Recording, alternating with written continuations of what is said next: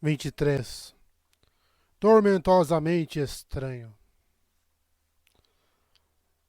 Não sou um poeta para deleitá-los com alusões inteligentes. De Sacramentadora, prefácio. Eu não tenho carne alguma para vender, disse o velho, olhos claros para Caladinho na casa-mata de tempestades. Mas seu luminobre e os homens dele podem passar a tempestade aqui, e baratinho. Ele assinou a bengala na direção do grande edifício, que lembrava Caladinho das casernas das planícies quebradas, longo e estreito, com uma extremidade pequena apontada para o leste. Nós vamos precisar dela inteira, disse Caladinho. Meu luminobre valoriza sua privacidade. O idoso olhou para Caladinho, fitando o uniforme azul. Agora que o pranto havia passado, a roupa tinha uma aparência melhor. Não passaria pela inspeção de um oficial, mas ele passara um bom tempo esfregando as manchas e polindo os botões. Um uniforme Colin nas terras de Vamar. Isso poderia levar a uma série de especulações. Com sorte, nenhuma delas seria esse oficial Colin juntou-se a um bando de partimanos fugitivos. Posso te dar a casa-mata inteira, disse o comerciante. Eu ia alugar ela para umas caravanas vindas de Revolar, mas elas não apareceram. O que aconteceu? Eu não sei, mas é tormentosamente estranho, eu diria. 3 caravanas com diferentes mestres e produtos, todas sumidas. Nem mesmo um mensageiro para me dar notícias. Ainda bem que recebi 10% adiantado. Revolar. Era a sede de Vamar, a maior cidade entre aquele ponto e Colinar. Vamos ficar com a casa-mata, disse Caladinho, entregando algumas esferas foscas. E qualquer comida que você tiver. Não tenho muita, pela escala de um exército. Talvez um saco ou 2 de raiz comprida, um pouco de laves. Estava esperando que uma dessas caravanas me reabastecesse. Ele balançou a cabeça com uma expressão distante. Tempos estranhos, cabo. Aquela tempestade na direção errada. Você acha que ela vai continuar voltando? Caladinho assentiu. A tempestade eterna havia caído novamente no dia anterior, sua segunda ocorrência, sem contar a inicial, que havia alcançado apenas o extremo oriente. Caladinho e os parchemanos haviam se protegido dela, com o aviso do espreno invisível em uma mina abandonada. Tempos estranhos, repetiu o velho. Bem, se precisarem de carne, há um ninho de porcos selvagens fuçando pela ravina no sul daqui. Mas é a terra do grão-senhor Cadilar, então... Bem, você entende. Se o luminobre ficcional de Caladim estivesse viajando sob ordens do rei, eles podiam caçar naquelas terras. Se não, matar os porcos de outro grão-senhor seria considerado caça ilegal. O velho falava como um fazendeiro do interior, independentemente dos olhos amarelos claros, mas ele com certeza subira na vida ao administrar um ponto de parada para tempestades. Uma vida solitária, mas devia fazer um bom dinheiro. Vejamos a comida que consigo para você, disse o velho. Me acompanhe. Agora, tem certeza de que uma tempestade está chegando?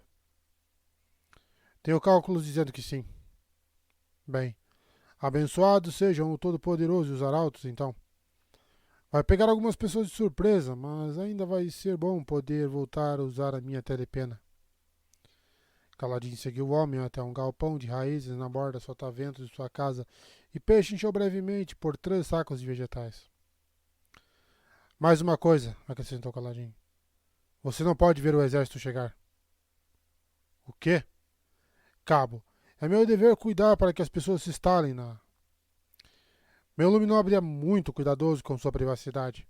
É importante que ninguém saiba da nossa passagem. Muito importante, disse ele, e pousou a mão na faca do cinto. O olhos claros sofungou. Pode confiar que não vou falar nada, soldado. E não me ameace. Sou do sexto dan. Ele empinou o queixo, mas quando cochou de volta para casa, fechou bem as portas e as placas protetoras das janelas. Caladinho transferiu os 3 sacos para a casa-mata, então caminhou até onde deixara os parchemanos. Ficou procurando Sil com um olhar, mas não viu nada, claro. Estava sendo seguido pelo esplêndido de vazio, provavelmente para garantir que não fizesse nada traiçoeiro. Eles chegaram imediatamente antes da tempestade. Ken, Sa e os outros quiseram esperar até que estivesse escuro, desconfiados de que o velho Olhos Claros os espionaria. Mas o vento havia começado a soprar forte e eles enfim acreditaram no aviso de Kaladin de que uma tempestade era iminente. Kaladin ficou junto da entrada da casa-mata, ansioso, e os parchamanos foram entrando. Eles haviam se unido a outros grupos na última semana, conduzidos por invisíveis esplêndidos de vazio que, segundo lhe disseram, se afastavam os unindo assim que sua tarefa era cumprida. Seus números agora estavam perto de 100, incluindo crianças e idosos. Ninguém dizia a Kaladin qual era o objetivo final, só que o esplêndido tinha um destino em mente.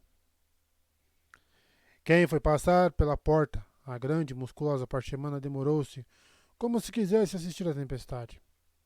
Por fim, ela pegou suas esferas, a maioria das quais havia roubado dele, e trancou o saco na lamparina com barras de ferro na parede, do lado de fora. Ela acenou para que Kaladin entrasse, depois o seguiu, trancando a porta. Você fez bem, humano, disse ela a Kaladin. Falarei a seu favor quando chegarmos ao ponto de encontro. Obrigado, falou Kaladin. Do lado de fora, o paredão atingiu a casa-mata, sacudindo as pedras e fazendo o próprio chão tremer. Os parchemanos se acomodaram para esperar. Hash abriu os sacos e inspecionou as verduras com um olhar crítico. Ela trabalhara nas cozinhas de uma mansão. Kaladin se encostou na parede, sentindo a fúria da tempestade lá fora. Era estranho como ele podia detestar tanto o sereno pranto, mas sentia-se animado ao ouvir trovões além daquelas pedras. Aquela tempestade tentara matá-lo em várias ocasiões. Ele se sentia íntimo dela, mas também a temia. Era como um sargento demasiadamente brutal no treinamento dos recrutas. A tempestade renovaria as gemas lá fora, que incluíam não só esferas, como também as gemas maiores que ele andava carregando. Quando renovadas, os parchemanos, teriam uma rica quantidade de luz das tempestades. Precisava tomar uma decisão. Quanto tempo poderia adiar voar de volta para as planícies quebradas? Mesmo que pudesse parar em uma cidade maior para trocar suas esferas foscas por outras infundidas, provavelmente chegaria em um dia. Não podia hesitar para sempre. O que eles estariam fazendo em um retiro?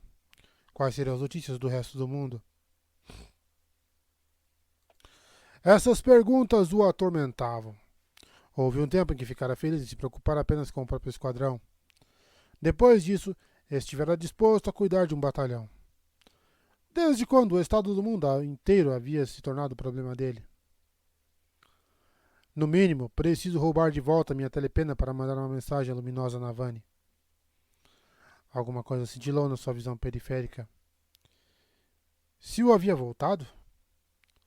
Ele olhou para ela, uma pergunta nos lábios, e mal conteve as palavras ao notar seu erro. O esplêndido ao lado dele possuía um brilho amarelo e não branco azulado. A mulher minúscula estava parada sobre um pilar translúcido de pedra dourada que se elevara do chão para deixá-la na altura dos olhos de Kaladin. O pilar, como o próprio esplêndido, era da cor branco-amarelada do centro de uma chama. Ela usava um vestido leve que cobria inteiramente suas pernas. Com as mãos às costas, ela o inspecionou. Seu rosto tinha um formato estranho, estreito, mas com enormes olhos semelhantes aos de uma criança, como os de alguém de Shinovar. Kaladin deu um pulo, o que causou um sorriso na pequena esprena. Finja que não sabe nada sobre esprenos como ela, pensou Kaladin.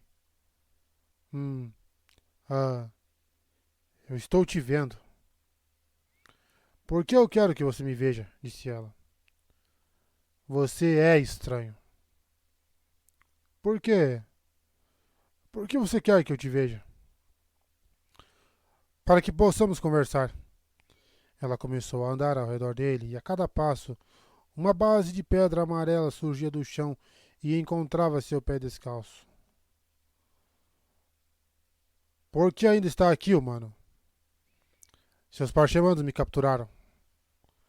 Sua mãe o ensinou a mentir assim? Questionou ela, parecendo achar graça. Eles têm menos de um mês de idade. Parabéns por enganá-los. Ela parou e sorriu para ele. Sou um pouco mais velha que isso. O mundo está mudando, respondeu caladinho. O país está de pernas para o ar.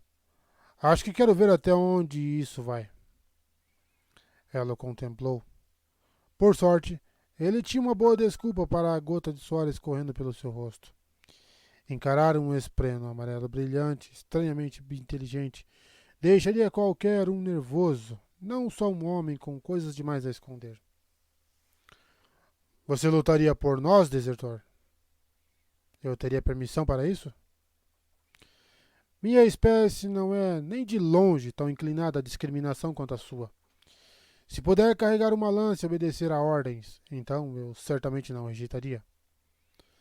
Ela cruzou os braços, sorrindo de uma maneira estranha, como se soubesse de alguma coisa. A decisão final não será minha. Sou apenas uma mensageira. Quando poderei ter certeza? Quando chegarmos ao nosso destino. Que é?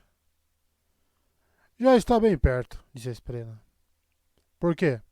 Tem compromissos em outro lugar? Talvez uma hora no barbeiro ou em um almoço com sua avó? Caladinho esfregou o rosto. Quase esquecera os pelos que coçavam ao redor da boca.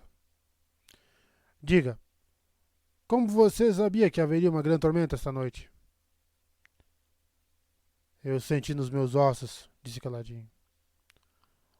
Humanos não sentem tormentas em nenhuma parte do corpo. Ela deu de ombros.